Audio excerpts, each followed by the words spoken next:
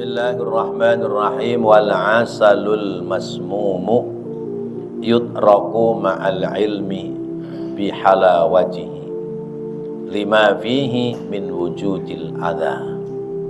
Wal asalu, dan madu, al masmumu, yang bercampur dengan racun, madu bercampur dengan racun, yutraku, ditinggalkan, ma'al ilmi, yakni ditinggalkan untuk tidak dikonsumsi, ma'al ilmi, karena telah diketahui, bihalawatihi,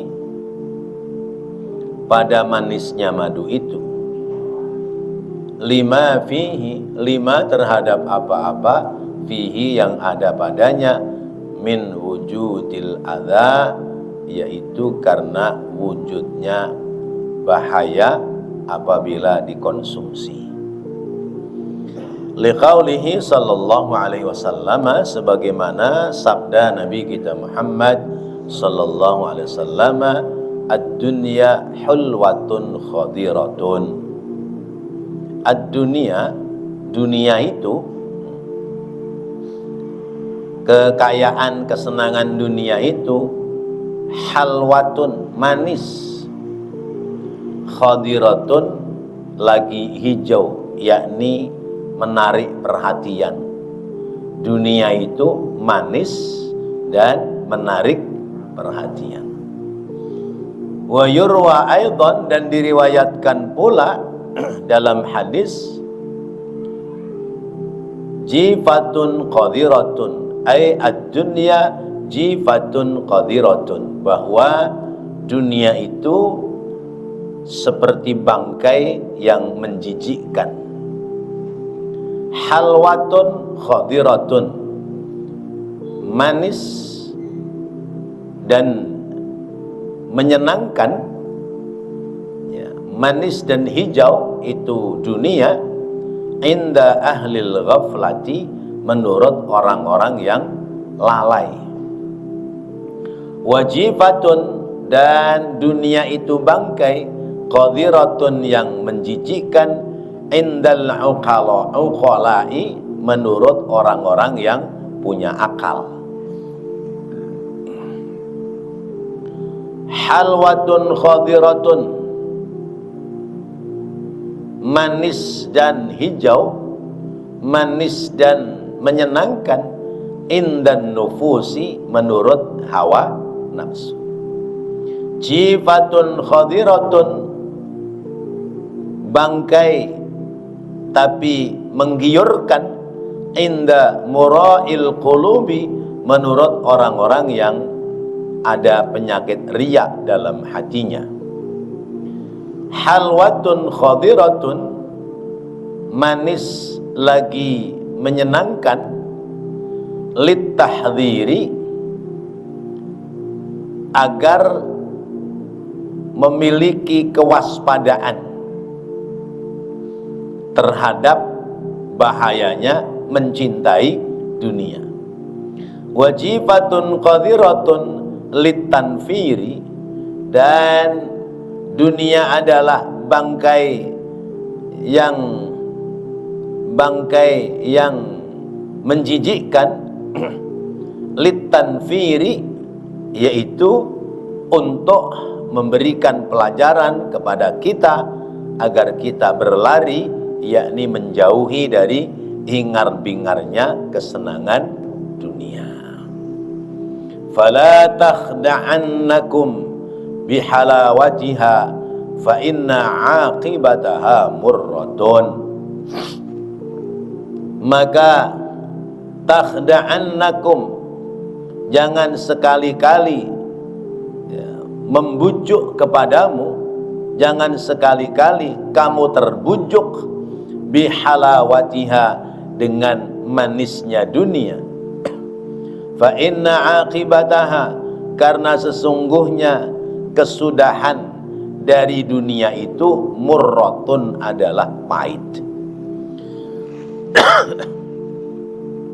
Bapak dan Ibu yang dirahmati Allah, hidup ini adalah ujian dari Allah. Kenikmatan ujian dari Allah. Kesulitan hidup juga ujian dari Allah. Karena itu innama hadhil hayatud dunya ni'matun wabtilaun. Sesungguhnya kehidupan dunia ini di satu sisi nikmat, di sisi lain ujian. Nah, ujian yang berat itu adalah bukan ujian kesulitan dalam hidup, tapi ujian kemewahan dalam hidup. Orang diuji dengan hidup susah, dia tabah, dia sabar. Masih mondar-mandir bolak-balik ke masjid, ke musola. Sholat malamnya bahkan rajin, karena kondisi ekonominya sedang tidak menguntungkan. Hidup lagi sulit, hidup lagi susah, maka lebih taqarrub kepada Allah. Lebih mendekatkan diri kepada Allah. Tetapi ketika kenikmatan dunia itu sampai, segala kebutuhannya terpenuhi, tercukupi, apa yang dia inginkan bisa dia penuhi, kira-kira masih ke masjid apa enggak? Ya. Ke masjidnya mulai berkurang. Mondar-mandirnya untuk sholat berjamaah mulai berkurang. Kebaikannya mulai berkurang. Kenapa? Karena sudah mulai sibuk dengan urusan dunia. Pertama, sibuk dengan urusan dunia, cara memperolehnya. Yang kedua, sibuk dengan menikmati kesenangan dunia. Nah, maka Imam Ibnu Athaillah menyebutnya, dunia yang manis itu kalau orang tidak bisa mengendalikan dengan baik, digambarkan seperti madu yang tercampur dengan racun. Madu yang di dalam madu itu ada racun. Madu manis enggak? Manis, luar biasa. Tapi karena terkontaminasi dengan racun, sekalipun manisnya ada, kalau orang tahu bahwa madu itu kecampuran racun, diminum enggak? Enggak. Saya enggak bakal minum itu madu, sekalipun saya tahu bahwa madu itu manis. Kenapa? Karena sudah dicampur dengan racun. Kalau memaksakan diri melihat manisnya madu, lupa akan bahayanya racun, kemudian dia makan, dia minum itu madu, maka dia akan mendapati wujudul adza, akan mendapati adanya penyakit yang ditimbulkan oleh mengkonsumsi madu yang bercampur dengan racun. Alih-alih dalam hidup, maka selesai dia mengisi kehidupan. Madunya mah manis, ya, tapi racunnya ini yang bisa bikin celaka. Nah, itulah dunia. Dunia itu seperti itu. Dunia itu manis, tapi kadang-kadang kecampur sama racun. Buktinya, waktu susah dia rajin ibadah, begitu hidupnya senang, berlimpah harta, dia berhenti ibadah. Berarti dia telah ikut terkontaminasi dengan racun dunia. Karuan ada lagu, ya, madu di tangan kananmu, racun di tangan kirimu, ya. Madu yang manis, ya, itu tidak ada madu asli, ya. Madu asli itu kalau dibawa pulang oleh suami, istrinya ngamuk-ngamuk, nah itu baru madu asli. Madu di madu. Madu di madu. Sama juga orang perempuan dikasih mas kawin seneng, tapi jangan ditambahin lagi, ya. Dikasih mas kawin, berapa mas kawinnya? Uang 1 juta seneng, 5 juta seneng, 10 juta seneng, ya. Emas 5 gram, 10 gram seneng, tapi nggak boleh ditambah lagi. Karena kalau ditambah lagi, itu perempuan minta cerai, mas kawin lagi.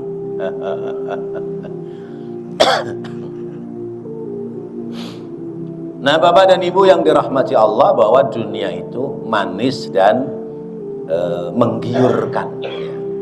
Bahasanya khadirah, ya, khodro, ya, warna hijau itu kan menggiurkan, ya. Ya. Makanya suka jadi suka jadi peribahasa, ya. Orang perempuan kalau lihat duit matanya hijau, padahal mata tetap aja hitam sama putih. Artinya tergiur. Orang melihat dunia itu tertarik, ya.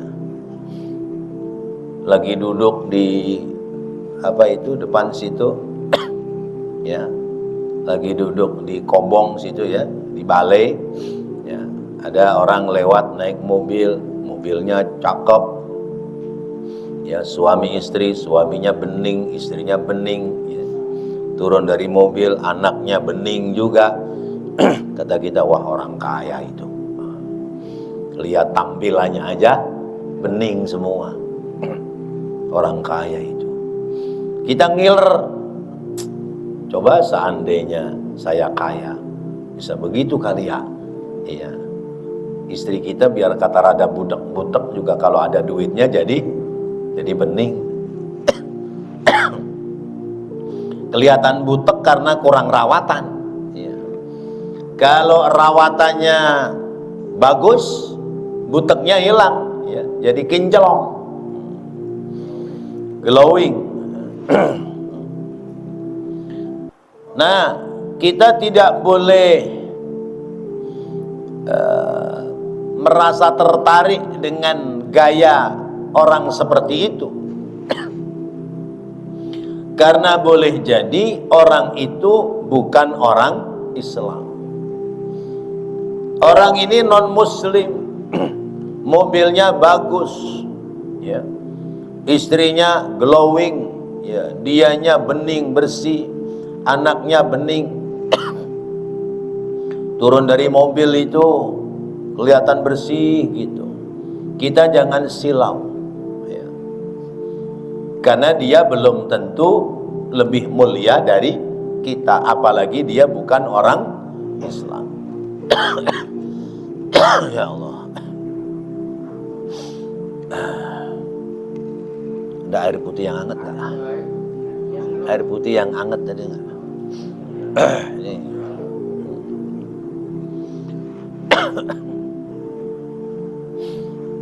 Jadi dunia begitu, ya. Halwatun khadiratun, ya. Lihat duit banyak seneng nggak? Lihat doang. Saya kalau lihat doang maka gak seneng, ya. Ya. Kalau punya duit banyak, lah itu seneng. Ya. Lihat doang orang hitung duit, ya. Serik, yang liatin aja. Nah itu manis, ya. Dunia itu manis. Tapi Rasulullah juga menyampaikan bahwa dunia itu jifatun khadiratun, ya. Dunia itu adalah bangkai yang sudah mulai bau, menjijikkan. Yang nguber-uber bangkai anjing apa manusia? Iya, ya. Yang ngejar bangkai, ngejar tulang, anjing apa manusia? Anjing. Ya. Berarti manusia tidak mesti ikut-ikutan ngejar bangkai. Kalau manusia dia ngejar bangkai, berarti dia sama dengan jadi kalau orang nguber dunia sampai lupa ibadah, meninggalkan tugas dan kewajiban sebagai seorang hamba di hadapan Allah, maka berarti dia sama dengan, Masya Allah. Kalau sudah seperti itu bahaya, bahaya. Ya.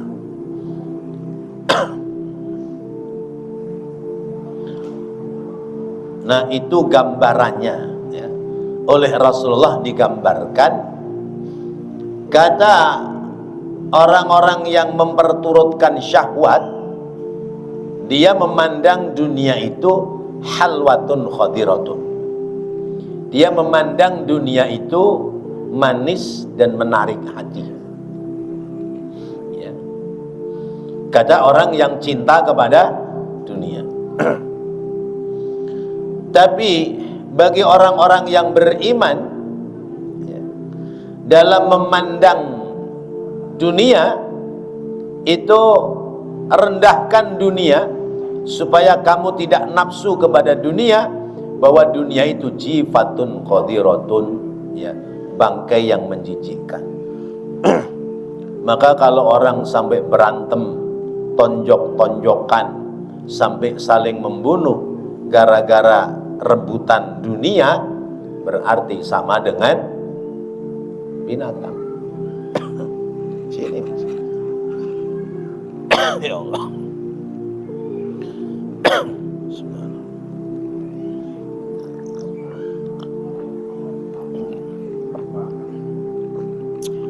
Alhamdulillah. Jadi kalau orang rebutan dunia, berarti sama juga rebutan bangkai. Maka nggak usah berebut. Rezeki sudah ada bagian masing-masing.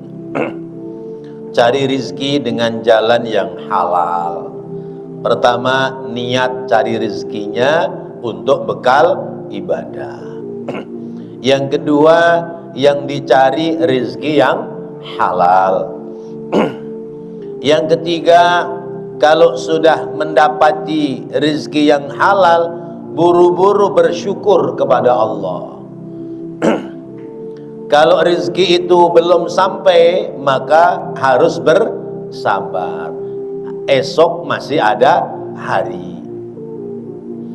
Lalu kalau harta itu sudah sampai dan sudah menjadi hak milik bagi dirinya, maka manfaatkan harta itu, manfaatkan rizki itu untuk menambah nilai pahala ibadah. Itu kerjaan orang mukmin. Kerjaan orang mukmin itu nyari rizkinya, niat buat ibadah. Yang dicari rizki yang halal. Kalau sudah didapat banyak sedikitnya harus bersyukur. Kalau belum didapat harus bersabar. Kalau sudah didapat, sudah menjadi miliknya, maka kalau sampai pada nisabnya, zakati. Kalau belum sampai pada nisabnya, paling tidak keluarkan sedekah. Lalu manfaatkan pada nilai-nilai kebaikan. Karena harta itu tidak ada yang dibawa. Tidak ada orang mati bawa harta, kecuali harta yang sudah menjadi pahala amal ibadah. Harta yang menjadi pahala amal ibadah itu yang bakal dibawa. Kan harta dibagi tiga ya, dihabiskan, ditinggalkan, dan dibawa ya. Dihabiskan untuk kebutuhan hidup sehari-hari, habis. ditinggalkan menjadi harta warisan kepada anak cucunya. Dibawa karena buat ibadah. Nah, harusnya seimbang, yang dibawa itu harus juga banyak. Tapi kadang-kadang kalau urusan sedekah, urusan amal lewat duit, banyak apa sedikit? Ngaku. Sedikit nggak apa-apa Ustaz, yang penting ikhlas. Nah iya, sedikit mah kudu ikhlas, sedikit nggak ikhlas mah kebangetan. Udah sedikit nggak ikhlas lagi. Kotak amal tambahin, karena itu yang bakal jadi milik kita. Biasanya 5.000 tambahin 10.000, biasanya 10.000 tambahin 20.000. Nggak bakal jatuh miskin kita gara-gara kita ngisi kotak amal 10.000, 20.000. Sehari aja ngerokok 2 bungkus, berapa 2 bungkus? Udah 50.000. Ya. Dibakar doang itu, dibuang ya. Kurangi ngerokoknya ya. Kalau ditanya ngerokok mulu lu, enggak, saya lagi ngurangin ngerokok Ustadz, ngurangin rokok temennya. Atau ngurangin rokok dari bungkusannya. Jadi ayo kita gelontorkan itu harta ya, supaya menjadi pahala akhirat. Nah, bagi ahlul ghaflah, bagi orang-orang yang lupa akan tujuan hidup yang sesungguhnya, maka harta itu manis.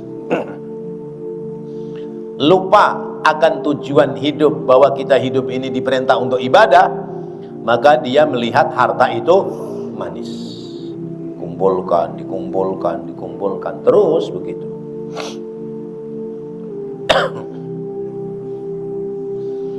Dan orang-orang yang sehat akalnya meyakini bahwasanya harta itu jifatun qadiratun, harta itu adalah bangkai yang menjijikkan.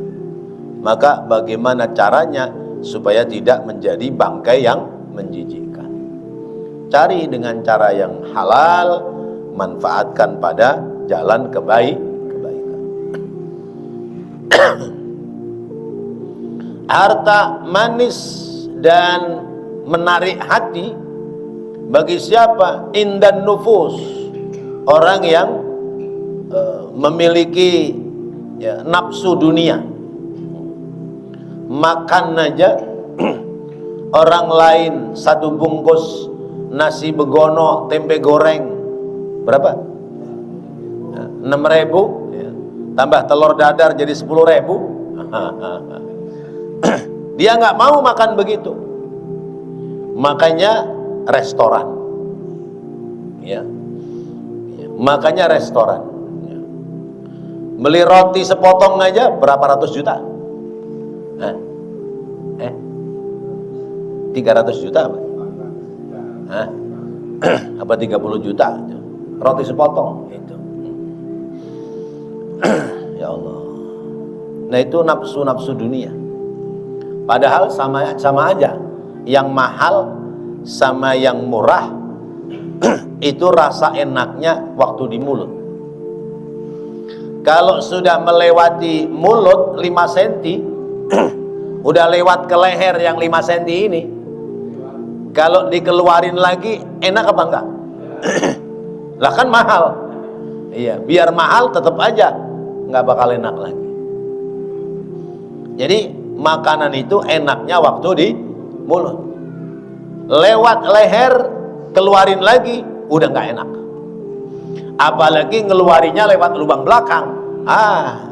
Udah ya tekep hidung semua. Nah itu. Tapi orang senengnya restoran, ya. Restoran mahal, ya. Yang harga tumis kangkung aja 300.000. Tumis kangkung tuh satu porsi 300.000 Pak. Udah pernah? Belum. Saya juga gara-gara diajak orang itu. Iya. Iya. Saya nggak tahu. Begitu saya lirik itu di apa? Itunya bayarannya. Ya Allah, ini makan 3 orang 4 juta. Ya Allah, ternyata tumis kangkungnya aja 1 porsi 300.000. Itu kangkung tidak ditanam di tanah katanya. Iya, ditanamnya di air. Apa namanya? Ya, biopori apa? Hidroponik, ya, hidroponik. Terus saya oseng kangkungnya aja 300.000, bagaimana? Ya, apa itu? Ya, iga bakarnya. Ya, iga bakarnya. Ya, kata saya udah, ya, sekali aja ke sini. Emang dia ngajaknya sekali doang. Sesudahnya nggak ngajak lagi. Ya Allah, mahal. Tapi memang yang ngajak orang berduit. Ya, ya, sudahan makan sih sambil jalan naik mobil. Ya Allah, itu duit buat makan doang, besok jadi tai kata saya gitu. Ya. Coba makan yang sederhana. Ya, selebihnya diamalin kan jadi pahala. Ya. Apa jawab dia? Ya kali-kali Ustadz, kan Ustadz belum pernah. Ya, ya dah. Jadi bisa ngomong kita. Ya Allah. Beli pakaian, orang lain baju 100.000 cukup, dia nggak mau. Beli baju ya, yang satu baju itu paling nggak 5 juta. Ya, 5 juta tuh baju. Ya. Kain sarung kata kita Gajah Nongkrong juga beres. Ya. Mana tebel lagi? Ya. Tebel lebar buat tidur berdua. Ya. Enak gitu ya. Dia nggak mau. Ya. Beli sarung ya yang mahal. Apa sarung yang paling mahal sekarang? Merek apa? Hah? BHS kalah, namanya Temer. Ya. Ya. Temer itu bisa 6 juta itu kain satu kain sarung. Ya. Satu kain sarung bisa sampai 6 jutaan. Ya Allah. Ya. Kata kita, lah dipakai bayangannya juga sama, hitam-hitam juga. Biar kata harganya mahal. Kalau kau tahu Ustaz, tuh ada yang 5 juta, 6 juta. Iya, ada teman yang beli. Teman yang beli. Ya, kelasnya beda. Kalau kita kan kelasnya ngelemprak begini ya. Ya. Kalau dia kelasnya ya kantor-kantor, gedung-gedung ya. Apalagi maulid begini nih, hampir tiap malam dia. Ya, ya duitnya udah kebanyakan. Jadi beli sarung yang mahal. Ya Allah. Nah, Bapak Ibu sekalian, jadi gaya hidup itu ya, kalau kita tidak hati-hati bisa bahaya. Ya. Karena apa? Senangnya terhadap harta dunia, maka harta dunia itu menjadi fasilitas bagi dia, bukan untuk ibadah, tapi justru untuk berbuat maksiat. Kalau bapak-bapak kan misalnya lewat Gajah Mada Plaza ke sana kan, lihat lampu yang kerlap-kerlip kan paling nengok doang. Itu begitu tuh dalamnya isinya apa gitu ya. Ya. Nengok doang. Kalaupun pingin lihat ya orang modalnya cekak. Ya. Paling lihat doang dari luar. Kok yang keluar masuk orangnya begitu-begitu ya. Nah, pada ngapain tuh kan gitu. Coba bapak punya duit.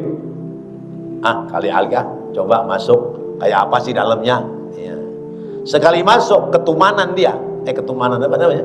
Ketagihan. Sekali masuk ketagihan. Ya. Ya Allah, itu ahlul ghaflah. Ahlul ghaflah, ya. Ahlun nufus. Nah, jifatun khadiratun, ya. Yang disebut bangkai tapi kelihatan hijau. yaitu inda mura'il qulub, bagi orang-orang yang mengedepankan kesenangan hatinya. Orang yang mengedepankan kesenangan hatinya ini susah, dinasehatin juga susah. Hidup jangan ngambur-ngamburin duit, ngapa? Orang kan gak tentu, kadang-kadang lagi di atas, kadang lagi di bawah. Kalau lagi di atas hemat-hemat, ngapa? Ya, takutnya ntar kalau jatuh susah ya jadi kaget. Apa kata dia? Alah, lu ngurusin gua, lu duit-duit gua ya, begitu ya. Nah, itu namanya mura'il qulub ya. Orang yang berhati riya. Hatinya itu memperturutkan kesenangan-kesenangan dunia. Kuliner berjajar dari ujung ke ujung, tiap malam dicobain semua. Ini cobain, ini cobain, ini cobain. Ini kurang puas, pindah lagi belah sono, cobain. Itu namanya mura'il qulub. Halwatun khadiratun litahdzir, wajifatun khadiratun litanfir. Dunia itu manis dan menggiurkan ya.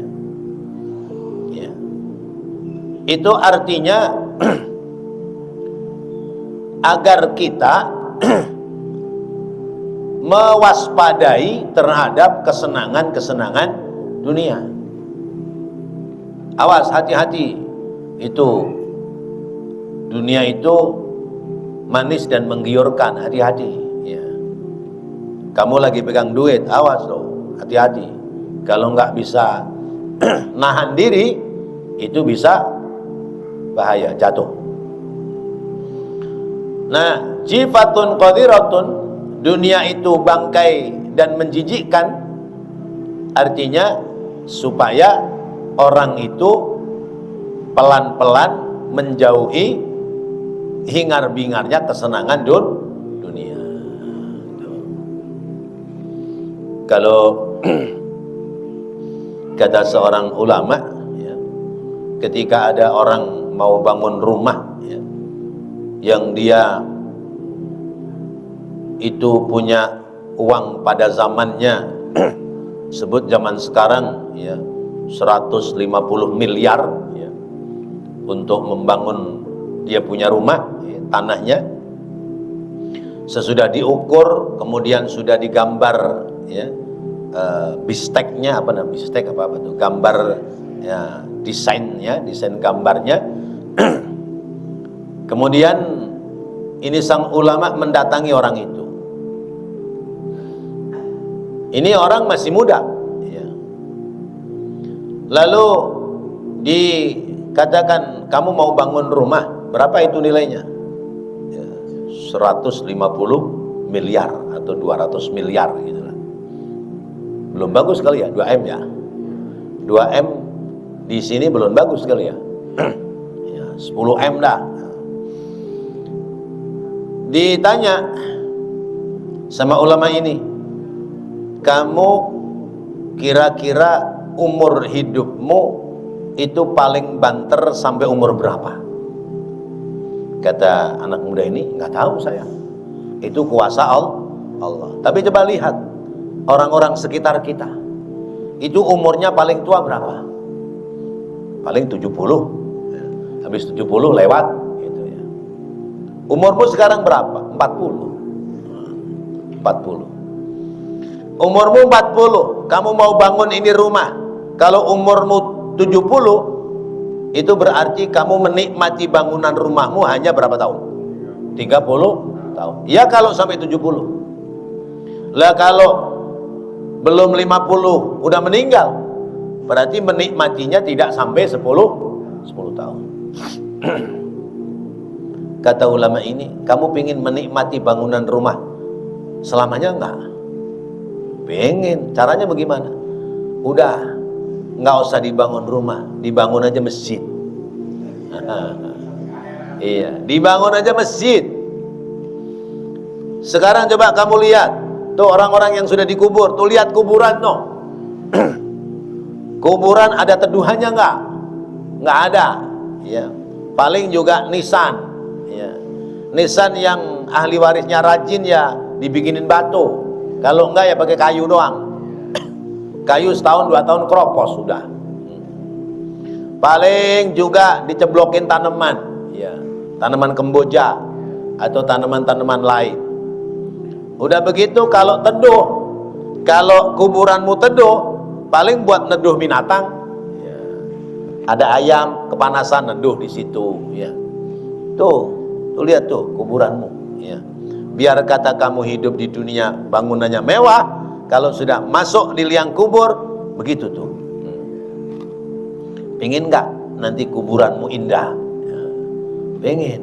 Pengen nggak nanti di akhirat kamu punya bangunan yang bagus? Pengen.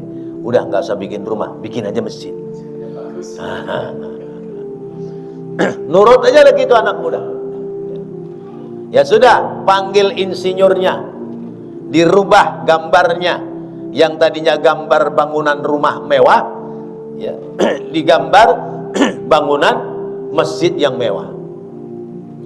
Jadi masjid lalu diwakafkan di kampung, di masyarakat kampung itu, ya, ada pewakafnya, dia ini anak muda, lalu kemudian diserahkan ke nadir wakif, ada yang ngurusin masjid itu.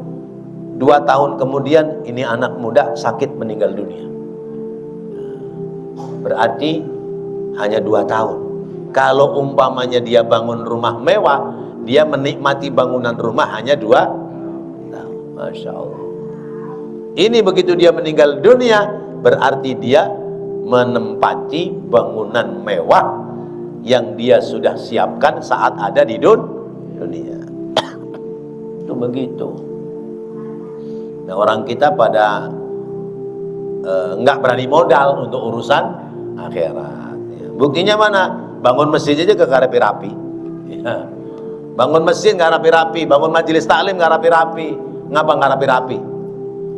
Orang isi kotaknya 5.000, 10.000, kapan rapinya? Coba kalau saya 5 juta, saya 10 juta, ya, saya 20 juta, Masya Allah, cepet selesainya. Ustaz, nggak ada Ustaz duitnya segitu, bohong kalau bilang nggak ada. Ya. Buktinya beli sepeda motor baru bisa, bantu buat masjid, ya, 5 juta aja, ya, AAU nggak keluar, ya. Ada yang ngomongnya doang, gua 5 juta, ya, ngomongnya doang, nyatanya kagak keluar tuh duit sumbangan, sampai bangunannya rapi. Ada yang begitu. Nah itu, kenapa begitu? Karena dunia itu halwatun khadiratun, manis dan menggiurkan.